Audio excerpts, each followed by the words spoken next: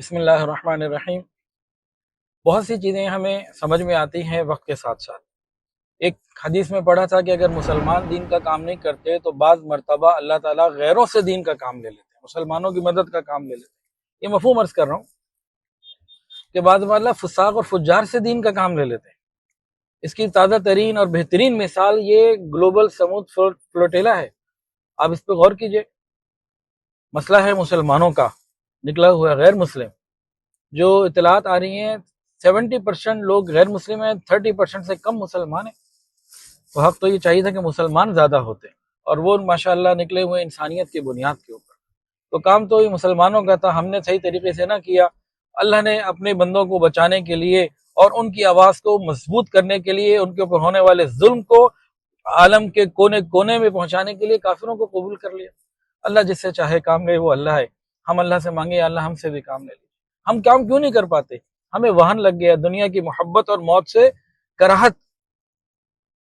وہاں ویڈیوز آپ نے بھی دیکھی ہوں گی، تیونس میں جناب وہ بحری بیڑے میں ایسے انجوائے کریں، پکنک کے لیے جا رہے ہیں، حالانکہ اندازہ ہے کہ خدا نہ خواستہ وہاں ان کے اوپر حملہ ہو سکتا ہے۔ وہ جان ہتھیلی پہ لے کے نکلے ہیں، اتنا آسان نہیں ہے، وہ پکنک ہے نہیں۔ اور جو سمندری جو ویدر ہوتا ہے وہ کوئی آسان ہے؟ الٹیاں آتی ہیں، کتنی چیز ہوتی ہے، بہت مشکل ہے۔ وہ کلائمیٹ اور زمین کا بہت فرق ہے، آسان کام نہیں ہے۔ تو بہرحال اب ساری باتوں کا خلاصہ کیا ہے کہ سوشل میڈیا کے اوپر ہم سمود یہ جو فلوٹیلا ہے گلوبل، اس کی بھرپور تائید کرتے ہیں، اور سب لوگ اس کو زیادہ سے زیادہ وائرل کریں اور اس کے بارے میں کومنٹس لکھیں، اور مختلف چینلز پہ جگہ جگہ اس کے اوپر پورا کام کریں۔ بعض لوگ یہ کہتے ہیں جی سوشل میڈیا کے بعد سے کیا؟ یاد رکھیے کہ سوشل میڈیا آج بہت بڑی طاقت ہے، بہت بڑی طاقت ہے، اس کو استعمال کیجیے۔ کچھ ہم نہیں کر سکتے تو اس کا صحیح استعمال، سوشل میڈیا کون استعمال نہیں کر رہا جس کے بعد موبائل ہے، انٹرنیٹ ہے؟